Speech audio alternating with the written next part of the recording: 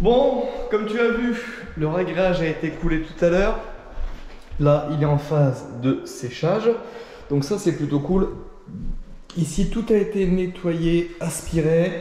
Commencer à mettre les pots électriques. Donc là, on va arriver à la partie cool. On va arriver à la partie où on commence à travailler en chaussettes. Et quand tu commences à bosser en chaussettes en pleine réno, c'est que là, ça commence à être bon. Donc, pendant que là-bas, ça sèche, bah là, le soir, je vais m'occuper. Je vais mettre du coup la sous-couche au sol. Donc, je retravaille exactement avec les mêmes produits que je travaille dans la chambre des garçons. Si je peux, je te mets le lien là où ça sera dans la description de la vidéo. Donc, j'ai une sous-couche de chez Pergo spéciale pour le ragréage. Parce que chaque support demande une sous-couche spécifique chez Pergo, du moins. Et on a le vinyle Eclipsé de chez Pergo avec des lames qui font 150 je crois par 22. Mais ça je te referai un petit tour au moment où je le poserai si tu veux. Donc là je vais m'occuper ce soir de poser la sous-couche ici et là-bas. Comme ça les filles vont pouvoir accéder aussi à leur salle de bain sans devoir mettre une paire de claquettes ou de baskets. Ça sera quand même beaucoup mieux pour tout le monde. Donc eh ben, écoute, c'est parti, on lance la sous-couche.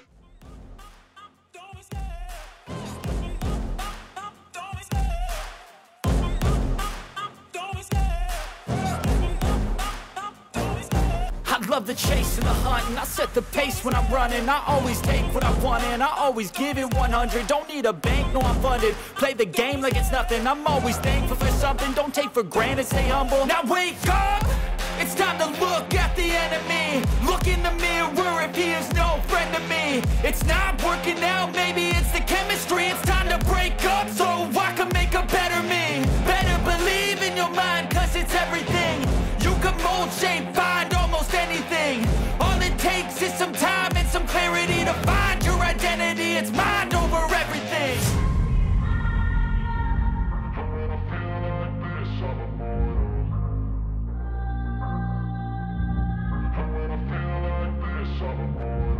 And when I feel like this, I'm immortal.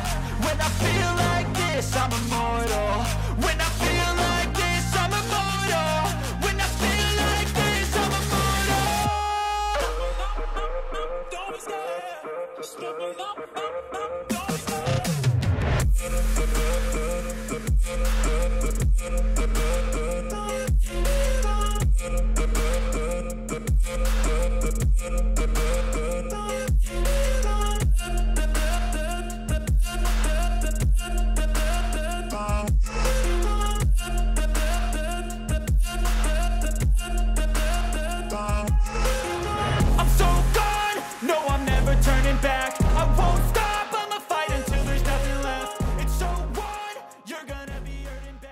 Bon, ça y est, comme tu as vu, la sous-couche est mise. Les enfants ont donné un coup de main. Wyatt est là avec moi aujourd'hui parce que, regarde le temps qu'il fait. Hop, et pas de transport scolaire. Donc, il est bloqué à la maison avec moi. Donc, il va donner un petit coup de main. Là, la sous-couche est mise. Donc, c'est scotché entre les deux. T'es pas forcément obligé, mais c'est toujours mieux. Au moins, ça maintient bien ta sous-couche et ça lui évite de bouger au moment où tu viens poser ton sol. Donc, maintenant, on va poser le sol. On part sur... Donc le Pergo, donc c'est du vinyle, c'est pas du parquet, c'est du vinyle imitation parquet. Et on est vraiment sur une super ressemblance. On est sur un super produit. Donc comme on l'a déjà posé dans la chambre des garçons, on peut maintenant te faire un retour, ça va faire 1 an maintenant. C'est un produit qui se nettoie très bien. En fait, en termes d'entretien, c'est nickel. Tu passes un coup d'aspirateur dessus, tu mets un petit coup de serpillière de temps en temps.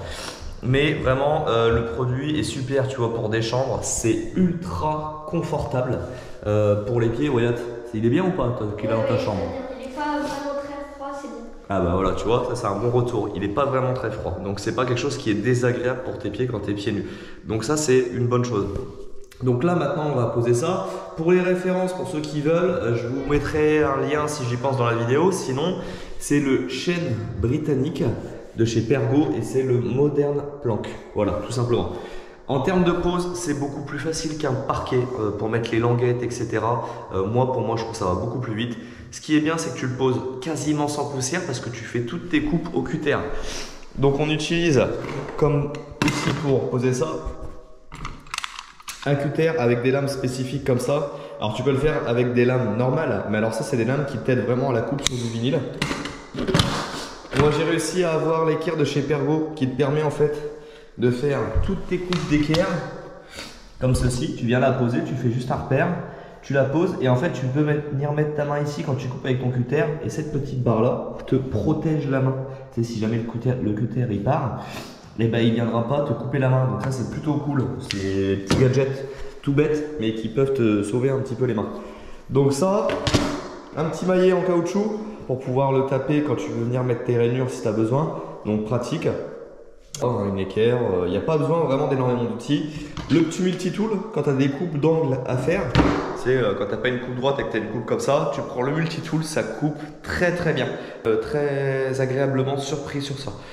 Donc là, ce qu'il va falloir faire, c'est le départ maintenant. Donc le départ, il va falloir que je calcule de là à là combien il y a et voir si je pars par exemple avec une lame pleine.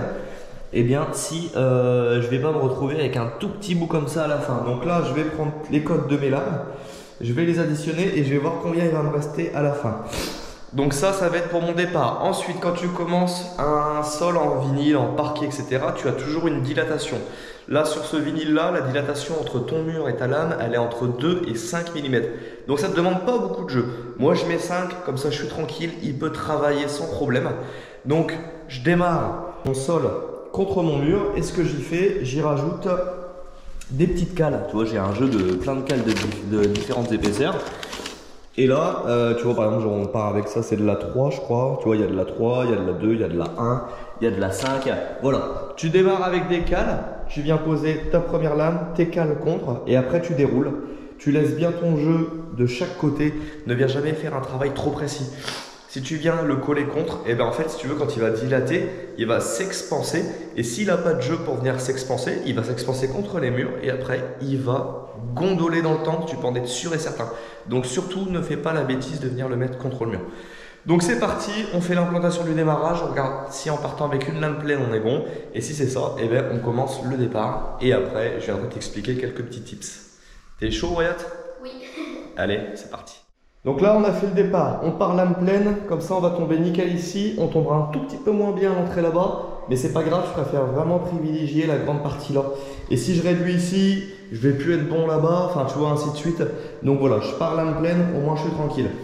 Là j'ai fait mon départ, donc je t'avais dit entre 2 mm et 5000. Ici j'ai ma bande résiliente qui elle tu vois est amovible, donc peut accepter du jeu, qui fait 5 mm. Donc je remettrai une toute petite cale de 2 mm, histoire de dire, mais je serai, on va dire, même pas obligé. On va le faire quand même. Donc là, ici, maintenant que ça c'est fait, j'ai mon départ. Moi, ce que je fais, c'est qu'avant de caler mes lames, je me fais 2 lignes. Pourquoi? Parce que ma première ligne, si jamais je mets ma lame comme ça, et là, elle est juste clipsée sur ça, et que je pars un tout petit peu dans ce sens-là, ou un petit peu dans celui-ci, je vais pas être droit. Donc je préfère mettre 2 lignes, parce que ma deuxième renforce le côté droit de mon premier, et là je suis sûr d'avoir une belle ligne bien parallèle à mon mur, ou bien d'équerre en fait si tu veux. Donc là je vais te montrer maintenant comment je procède pour mettre mes lames et faire ma coupe du bout. Je vais simplement te montrer ça, je t'ai dit, j'ai fait une vidéo beaucoup plus complète sur le sujet, tu n'hésiteras pas à aller la voir, mais là je te fais vraiment des petits tips qui vont même rien qu'avec ça déjà t'aider à poser ton vinyle, mais alors sans problème. Donc je vais confier la caméra à Wyatt et il va essayer de me filmer pendant que je t'explique tout ça. Là je vais te montrer comment on va mettre la lame. Donc, ici, donc la lame, tu as plusieurs façons de le faire, mais je vais te montrer du coup comment moi je fais, et c'est une bonne technique qui va bien. Donc ce que je fais, c'est que déjà tu la rentres en biais. Une fois que tu l'as rentrée et que tu commences à la baisser, elle se dérouille automatiquement. Donc je la rentre en biais et je viens bien la coller ici. Hop, tu vois là on est collé. Là on est bien. Ensuite je prends ma lame là, je la courbe un petit peu et je viens rentrer la partie mâle, il y a une toute petite languette, je viens la rentrer dans la partie femelle à côté. Hop, donc on regarde bien, qu'on soit bien là, on est bien ici. Et là, une fois qu'on est bien mis là, et bien regarde, je prends mon petit maillet, tout simplement, et je viens la rentrer ici. Donc il faut vérifier que là, tu sois bien affleurant, qu'on soit en belle continuité. Une fois que c'est fait là, on vérifie partout sur la ligne ici. Là, on vérifie qu'on est bien mis. On n'hésite pas à la repousser. S'il faut la repousser, on la relève un petit peu, on la clipse. Et là, on a une lame de mise. Tu vois, là, j'ai pris le temps de t'expliquer, mais c'est vraiment super rapide à faire. Ensuite, je vais te montrer comment je fais ma coupe ici. Moi, il faut savoir que quand je pose du vinyle, j'utilise jamais un seul mètre. Donc, on prend une lame. Hop. Ma lame, ce que je fais, c'est que normalement, elle va dans ce sens-là. Ma partie mâle ici rentre dans la partie femelle qui est là. Donc, je prends ma lame, je la mets à l'envers, je la reprends. Et tu vois, là, on a les deux mêmes bords. Donc, elle ne se pose pas dans ce sens-là, mais c'est pour moi prendre ma coupe. Donc, ce que je fais, c'est que généralement, toi, tu n'auras pas de bande résiliente ici. Donc, tu viens te coller contre ton mur. Comme repère, je prends ici ma petite languette là, et c'est ce qui me donne ma dilatation. Ça fait à peu près 5 mm. Donc, je me fais un trait au même niveau que la languette. Et ensuite, je fais juste ça. Je prends ma lame, on se met sur l'établi pour travailler à hauteur. Je viens prendre mon équerre. Donc, ce qui est bien, c'est que mon équerre, je viens la mettre au niveau de mon trait. Je la mets contre mon bord. Je la mets là. Et là, tout simplement, alors moi, je me mets un peu moins de jeu parce que j'ai ma bande résiliente. Mais toi, ne fais pas comme ça. Je prends mon cutter. Et là, je viens couper le long. Je mets à peu près 2 coups. Hop. Voilà. Ensuite, tu la prends. Tu la plies. Regarde, tu vois, elle fait un arrondi. Mais au bout d'un moment, hop, elle lâche. Et là, j'ai mon bout de près. Donc ce bout-là, on le garde, on le met de côté. La chute, je t'expliquerai après. Donc là, mon bout, je viens le prendre. Et je refais exactement la même chose. Je viens me mettre contre. Hop, je viens la glisser en dessous. Et là, je viens la taper. Et tu vois, il n'y a pas besoin de taper fort. On est nickel. Donc là, on a une lame de fête. Ensuite, ce que je fais, généralement, tu récupères ta chute. Et avec ta chute, tu repars de l'autre côté, tu fais ton départ avec. Sauf, alors, là, on peut partir comme ça, il n'y a pas de souci. Donc, on part comme ça. On vient, on la clipse dedans. Là, c'est facile. Hop, elle est mise. Par contre, du coup, ce qui peut se passer après par la suite, c'est que si tu récupères toujours ta même chute, tu vas avoir ce qu'on appelle un effet escalier. C'est-à-dire que tu vas avoir toujours le même dessin. Moi, je veux pas. Et je ne le conseille pas non plus. Après, les goûts et les couleurs, vous faites comme vous voulez. Mais le but, c'est de ne pas avoir un dessin toujours le même. Parce que quand tu vas rentrer dans ta pièce, tu vas voir, tu le verras ça. Et ça ne va pas être joli. Pour moi, tout ce qui est parquet, imitation parquet, carrelage imitation parquet, il ne faut pas que ça soit, il ne faut pas que tu aies de dessin. Tu vois, moi, je ne vais pas faire une lame comme ça. Après, je ne reçois jamais le même joint. Tu vois, une sur deux. J'aime pas. Je trouve que du parquet, ça doit se poser aléatoirement. Donc là, je repars là, clac, clac, clac. Je vais me retrouver avec une chute. Mais la chute, je ne vais pas la mettre pour ne pas avoir le même dessin. Donc ce que je vais faire, et bien quand c'est comme ça, moi je reprends une autre lame et je me recrée un bout comme je veux. Par exemple, là on est ici, là on est là. Je vais me recréer un bout soit qui part de là, soit qui part d'ici, ou alors un bout entier qui va repartir là. Alors ça ne te fait pas beaucoup de pertes, sachant qu'en pose perdue, tu n'as pratiquement pas de pertes. Là sur les 50 mètres carrés, j'ai 1 ou 2 mètres carrés de pertes, c'est tout ce que j'aurai, mais pas plus. Donc là maintenant, tu as compris le principe, tu as vu comment ça marchait. Fais attention à ta dilatation, à ton départ, c'est les choses les plus importantes. Et après, la façon que tu veux de mettre tes lames, tu fais comme toi tu le sens. Donc on est parti avec Wyatt, on est chaud, on va essayer de se faire ça dans la matinée, je pense que ça devrait être jouable.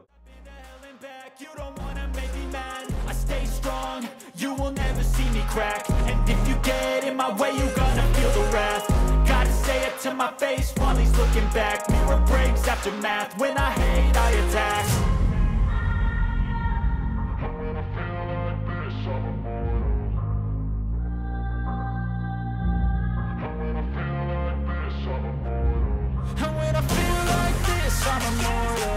When I feel like this, I'm immortal. When I feel like this, I'm immortal. When I feel like this, I'm immortal.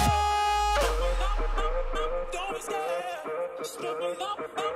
Don't be scared.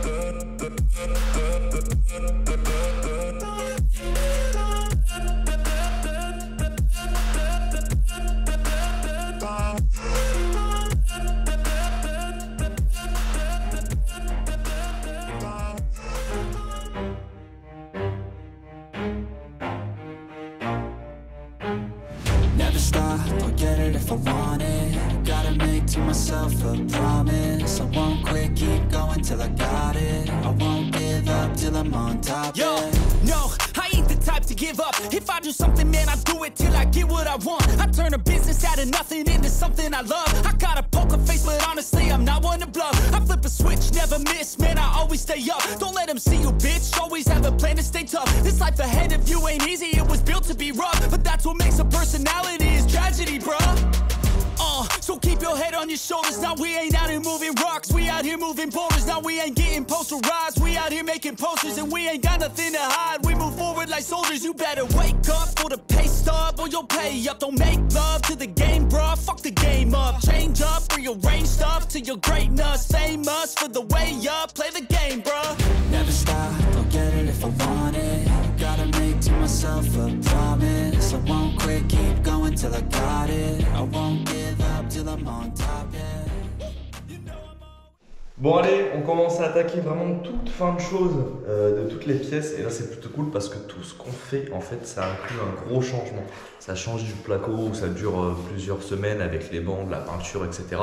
Là maintenant, dès qu'on fait une chose, on a un changement concret et ça fait vraiment plaisir. Donc là, un des points à refaire au niveau de la chambre de Léna et de la chambre d'Eva, ça va être de motoriser les volets roulants. On va faire comme dans la chambre des garçons. On a retiré la lanière qui est plutôt moche et pas pratique. Et du coup, on va y mettre des moteurs de volets. Donc oui, c'est possible de motoriser des volets déjà existants en conservant en fait compte le volet sans avoir à en racheter un. Pour ça, je vais t'inviter, c'est aller voir une vidéo que j'ai déjà fait sur ça, sur comment motoriser un volet roulant. Je vais te la mettre là si j'y pense, sinon ça sera dans le lien en description de vidéo avec un lien pour t'amener directement là-bas.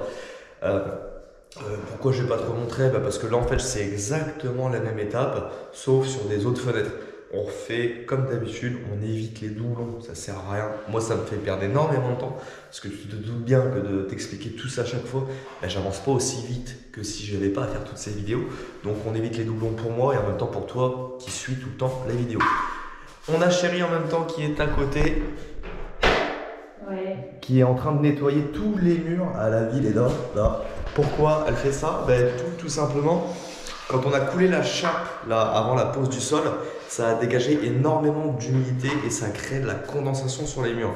Je sais pas si tu t'en es rendu compte sur les vidéos, c'est pas pareil qu'en vrai, mais à l'œil nu c'était horrible. On a pris un gros coup de pression, c'est-à-dire que le soir ou le soir même où on a posé la chape, et quand je suis revenu voir un petit peu comment ça séchait, on avait des gouttes partout le long du mur.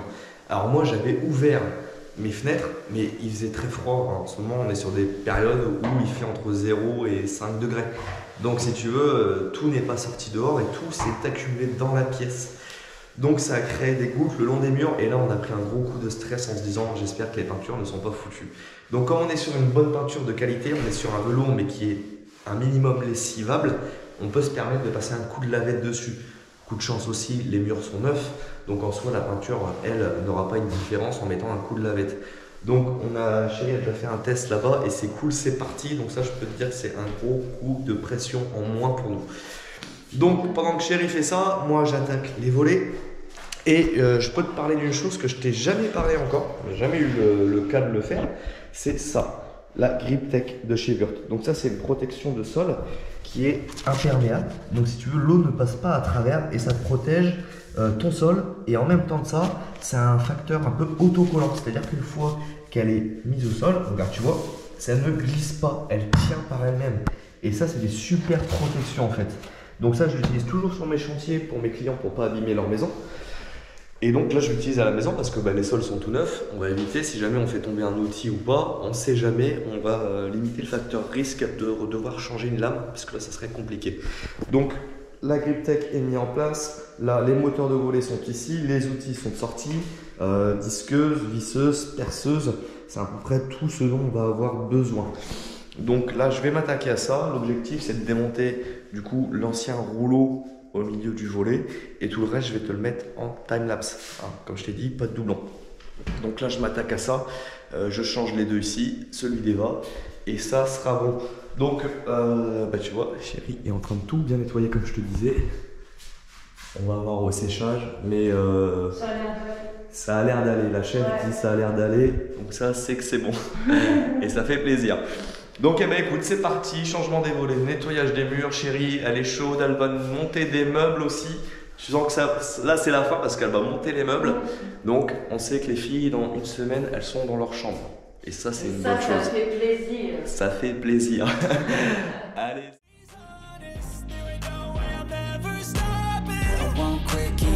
Till I got it, I won't give up till I'm on top. I'm always flirting with pain, she like to hurt me and maim. I'm always working to change, but she's still lurking the same. I keep on building a dynasty while the haters be trying me, but they hate from inside. You see, hate themselves in society, so I let them speak quietly while my actions speak wider. See, they be hiding in privacy with the screen. Oh, the irony to hate someone who's trying to be whatever they would like to be. We all feel the anxiety, we make our own rivalries. Yo, so where is all the positivity? I feel like we all just hate on everything, it's killing me. Thoughts build quick, causing different possibilities. Negative thoughts will cause different disabilities. So do better, work hard under pressure. If you got no time, work smarter than ever. Don't ever let them tell you that you can't ever say never. And turn your mind into the truest of go-getters.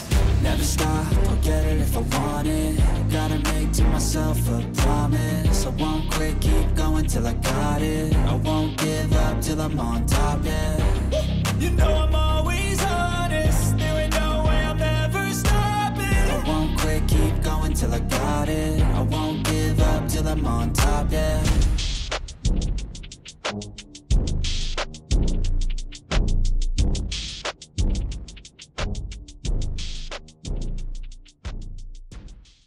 Bon allez, ça y est, on est sur la fin des travaux, il reste plus que quelques petits détails à régler et ça y est, les filles vont pouvoir enfin dormir dans leur chambre. Donc je n'aurai pas terminé aujourd'hui, mais aujourd'hui je vais pouvoir faire en sorte qu'à partir de ce soir, elles dorment dans leur chambre. Car là, c'est la semaine où elles sont chez leur papa et donc elles n'ont pas été là de la semaine, elles n'ont pas vu l'avancement et elles ne savent pas que ce soir, elles vont pouvoir dormir dans leur chambre, donc j'essaie de me dépêcher. Donc aujourd'hui, ce que j'ai à faire, ça va être appareillage électrique, c'est-à-dire mettre tout ce qui va être prise partout, interrupteur, etc. de tout l'étage. Donc il faut que je m'occupe de ça. Ensuite, je vais avoir à aménager l'intérieur des dressings. Donc ici, on n'a pas encore les portes coulissantes, elles sont en commande, donc ça c'est pas très grave. Mais au moins elles vont pouvoir ranger leurs affaires dedans. Et il me restera à installer les portes. Donc je vais pouvoir mettre les bâtis de portes. Et j'aurai plus que les portes à mettre, mais ça demain, parce que je vais aussi devoir les mettre en peinture avant de les mettre en place. Donc je m'occupe de tout ça aujourd'hui. Et ça va être une bonne chose de faite. Comme ça, quand elles vont rentrer tout à l'heure, elles auront la surprise de pouvoir dormir dans leur chambre ce soir. Donc là, je vais te montrer. On va partir sur les prises. Donc j'ai reçu toutes mes fournitures. Donc oui, et Noah faisait partie aussi des fournitures. Il était caché dans le carton. Donc là on part comme le reste de l'étage, donc dans la chambre des garçons, sur la gamme de chez Céliane. C'est une très belle gamme en fait, enfin c'est pas du haut de gamme, mais on arrive vraiment à avoir des belles choses avec celle-ci. Je te montrerai un petit peu l'ensemble, mais je pense que tu dois reconnaître. Donc là on a tout ce qu'il faut, les plaques, les PC, les enjoliveurs, les doigts, tout est là normalement. Donc je m'occupe de ça. On a les petits boîtiers aussi étanches. Parce que là, dans cette pièce-là, tu sais très bien qu'on a la membrane d'étanchéité à l'air. Donc, on y met des boîtiers étanches pour être certain de l'étanchéité complète de la pièce. Donc là, je vais partir sur les prises et moi, je vais te montrer. Alors, c'est pas mon métier, tu sais très bien que j'aime pas trop te parler d'électricité parce que je n'ai pas envie de te montrer des bêtises. Mais là, sur un branchement de prise, écoute, il n'y a rien de compliqué.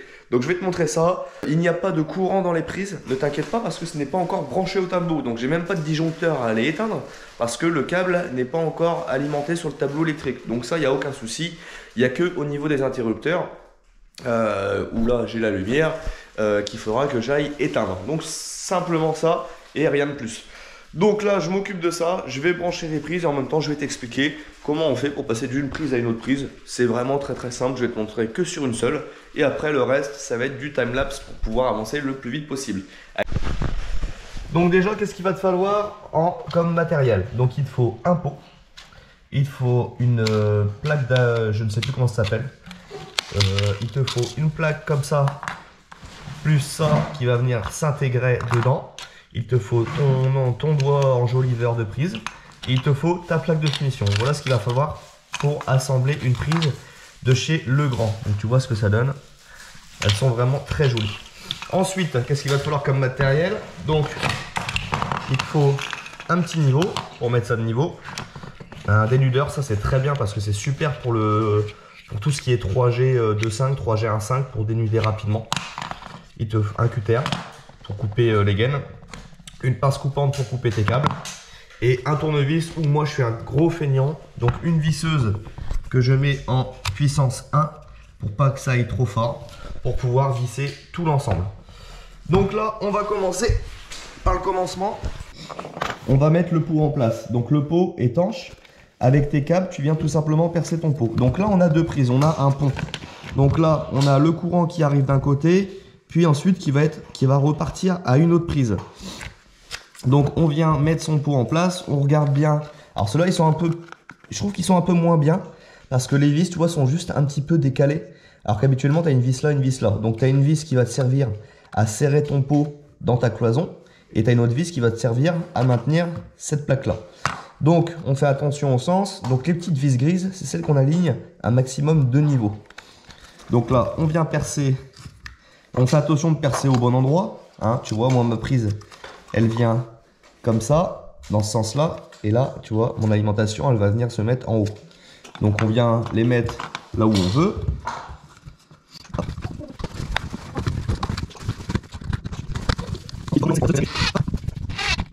Pour ceux qui se demandent, c'est un embout pH1.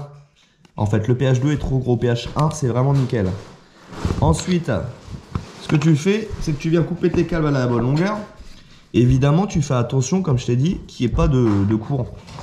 Donc là, il y a de la peinture, mais tu vois ici, on repère la couleur des câbles quand même. Hop.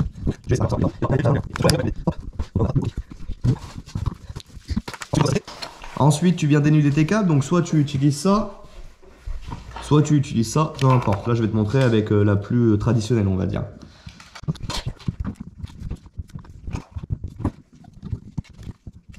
Ensuite, moi, ce que je fais, dans le sens dans lequel je travaille, c'est je retire mes vis là. Enfin, je les desserre, par contre. Pardon. Et je viens déjà mettre cette plaque-là. Hop, tu vois, celle-ci. Je viens déjà la mettre en place, donc dans le bon sens. Tu la mets. Tu prends ton petit niveau. Et tu viens te mettre ça de niveau.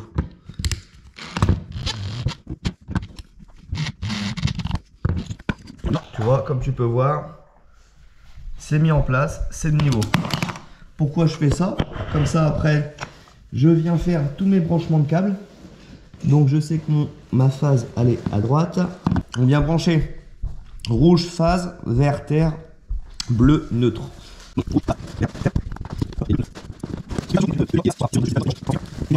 Un secteur qui est branché.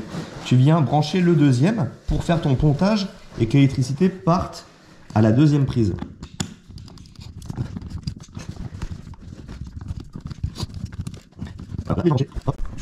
Il n'y a pas de cuivre qui dépasse, donc là on est bon. Ensuite, ce qu'il faut que tu fasses, c'est que tu arrives à plier tes câbles correctement sans trop forcer pour lui donner une forme pour qu'il rentre sans trop de problèmes. Et moi, pourquoi je mets cette plaque là déjà avant? C'est comme ça, en fait, je vais juste avoir à la pousser pour qu'elle vienne se clipser dedans. Et une fois qu'elle sera bien mise en place, et ben, elle ne bougera plus.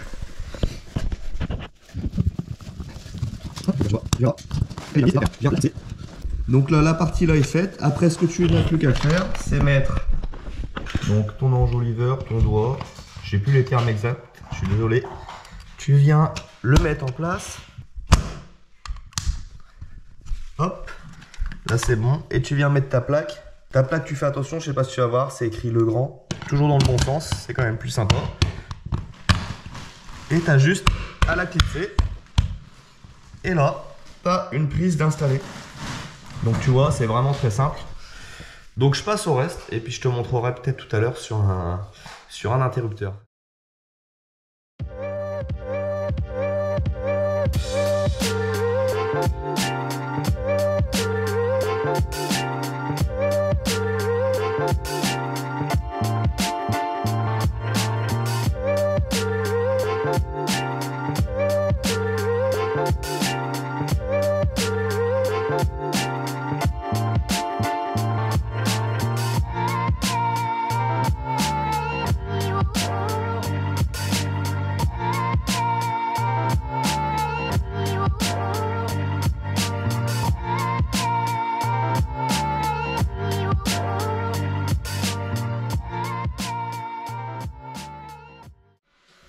Bon allez, je vais te montrer comment moi je câble un va-et-vient. Donc je te préviens tout de suite, déjà le code couleur n'est pas le même qu'un électricien habituel, parce que moi j'utilise du 4G.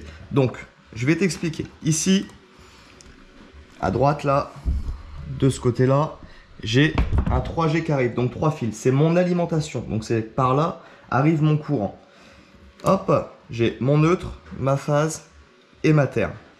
Déjà moi ce que je fais, c'est que je fais toujours passer ma terre et mon neutre par tous mes interrupteurs. Pourquoi je fais ça? Si un jour il y a besoin d'aller récupérer un neutre, une terre ou autre, et au moins je sais que j'en ai un au niveau de chaque interrupteur. Pour X raisons, repasser une petite lampe à côté ou autre, au moins j'aurai toujours mon neutre et ma terre. Là j'ai mis une terre, j'en ai pas forcément besoin, on est sur du spot LED. Mais c'est pareil, je la branche, je la mets quand même, on sait jamais si on change d'éclairage, qui a besoin d'une terre, au moins elle y sera. Donc j'essaye toujours d'être vigilant là-dessus. Donc la terre, ça c'est bon. Comme je te disais, je fais passer mon neutre à chaque interrupteur également. Et donc sur les Legrand de la gamme Celian, comme sur d'autres marques mais pas forcément toutes, j'ai un emplacement pour aller mettre mes neutres, le bleu. Donc comme pour que ça fonctionne, il faut que mes neutres soient raccordés. Et bien là, je débranche mon neutre et je le rebranche. Voilà. Donc là, comme c'est du 4G, je me suis servi du gris comme neutre. Moi, je sais qu'il est bleu parce que c'est mon schéma à moi. Ensuite, il nous reste 2 câbles. Pour l'instant, ça fonctionne. On a à droite qui vient de mon 3G, ma phase. Donc ça, c'est ma phase d'alimentation. Ici, tu as une borne rouge qui correspond là où tu dois brancher ta phase. Donc je vais prendre ma phase, je vais la brancher dessus. Voilà. Pour l'instant, rien ne fonctionne. Pourquoi? Parce que j'ai encore 2 navettes. Donc mon marron qui vient de mon 4G, je sais que c'est une de mes navettes et je sais que moi, c'est ma navette numéro 1. Je me repère comme ça. Je viens la brancher. Hop.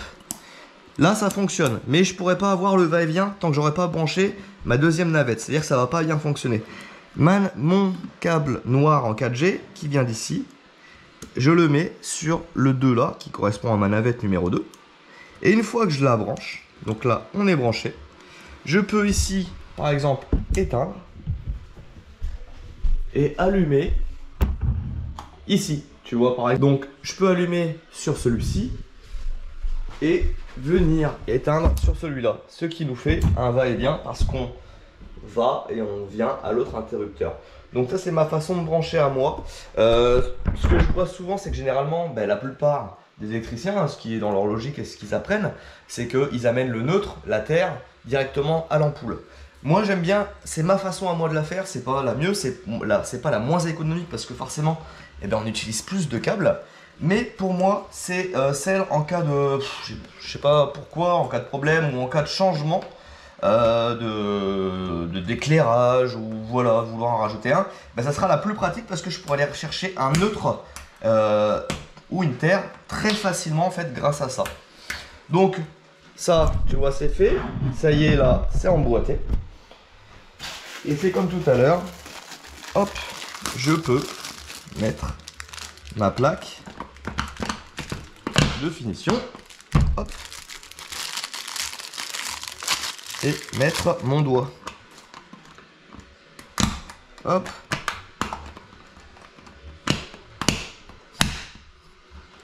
Et voilà. Et là, tu vois, on a le va-et-vient. Et dans la chambre de Léna, j'ai installé un double va-et-vient. Tiens, tu vois, faut que je repousse ma plaque. Un double va-et-vient. Un qui va contrôler le circuit de la chambre, qui pourra être éteint à la table de nuit. Et un qui contrôle le dressing.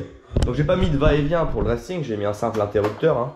Mais au moins quand elle choisira ses habits, elle aura plus qu'à venir appuyer ici et venir choisir ses vêtements. Bon allez, l'électricité c'est bon, tous les interrupteurs sont mis, j'ai raccordé au tableau, toutes les prises fonctionnent. Et là ça c'est une bonne nouvelle. J'ai même pris le temps de mettre le lit en place. Chérie arrive juste après, elle va commencer à mettre les meubles en place. Il ne nous reste plus que quelques heures avant que les filles arrivent, donc on va essayer de se dépêcher. Donc là je vais me mettre à faire du coup les habillages de dressing. On n'a pas encore les portes coulissantes, mais on va pouvoir quand même installer toute la partie étagère pour ranger toutes leurs affaires. Donc tout est prêt en bas. Pour celui-ci qui sera pour Léna et celui-là qui sera pour Eva.